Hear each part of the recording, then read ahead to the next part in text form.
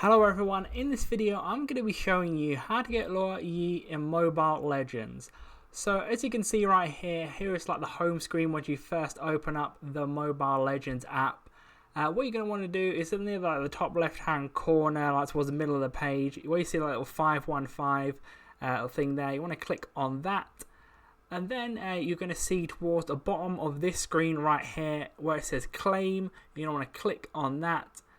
And then it will come up, potentially get an achievement as well. And then you'll see like Luo Yi coming up there.